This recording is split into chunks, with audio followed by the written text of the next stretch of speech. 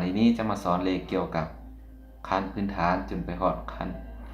ระดับนักเรียนเก่งระดับชาติเนาะจะสอนให้เหมือนเนาะอย่าลืมกดไลค์กดแชร์แล้วก็กดติดตามให้ช่อง YouTube ของซาเด้อสวัสดีนะนี่เราจะมาแก้บทสอบเสียงนักเรียนเก่งม .7 เด้อตัวนี้การพิสูจน์นะ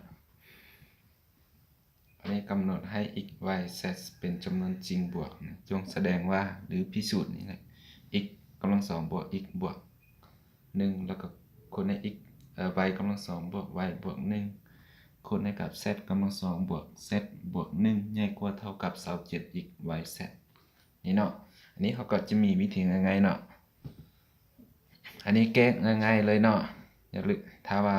น้องใดยังบ่รู้เนาะก็ลองมาเบิ่งเนาะจะเข้าใจเลยจะพาไปแก้บทแก้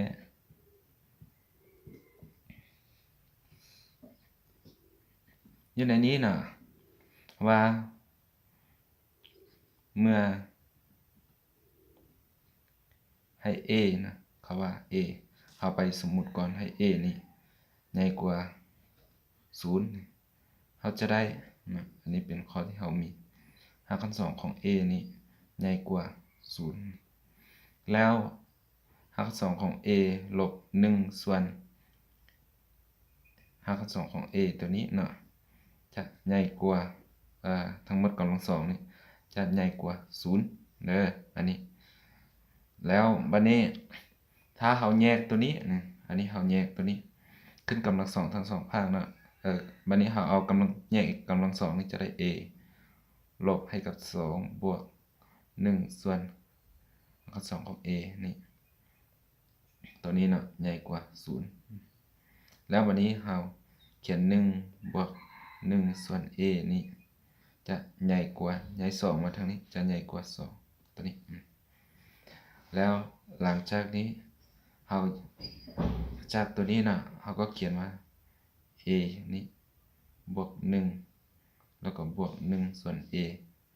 ใหญ่กว่าเท่ากับหมายความว่าเราบวก1ในเขาทั้งสองภาคกันพิสูจน์นะแล้วเราจะได้นี่เป็น3วันนี้เราขึ้นผู้ร่วมให้จะได้ a กำลัง2บวก a บวก1ใหญ่กว่าเท่ากับ 3a เพราะเวลานี้เราให้ a นี่ต้องใหญ่กว่า0แล้วเนาะฉะนั้นเราจะพิมพ์พูดไปเนาะอันนี้คือขั้นตอนที่เราจะดำเนินต่อไปจุดที่สำคัญที่สุดคือตอนนี้นะบทเลขของเราคือเขาว่าในทำนองเดียวกันกับตัวคันถึงที่เราเฮ็ดมานี้นะเขาจะอันนี้ถ้าผู้ใดไปเฮ็ดก็เฮ็ดคือกันเลยเขียนอีกก็ได้เนาะอีกหมดเลยครับว่าในทำนอง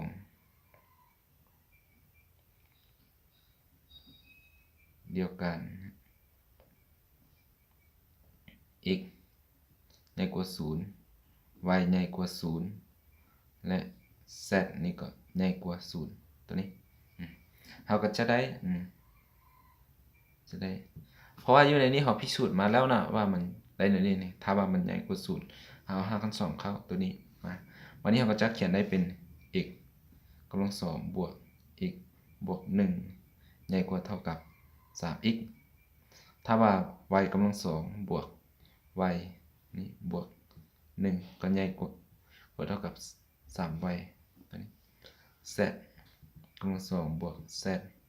บวก1ใหญ่กว่าเท่ากับ 3z ตัวนี้เนาะหลังจากนี้เราก็เขียนตัวนี้เป็นสมผลที่1นี่ก็เป็นสมผลที่2สมผลที่3แล้ววันนี้เราคูณภาคต่อภาคจากสมผลตัวนี้นะเราว่าคูณคันถึงจาก3ตัวนี้เราว่าคูณภาคต่อภาคตัวนี้เนาะถ้าน้องใดสอบเสียงเรียนเก่งต้องเขียน3ขั้นตอนตัวนี้เนาะตามกับรูปร่างตัวนี้มาเลยเด้อx นี่ก็มาเขียนแบบนี้ y เขียนแบบนี้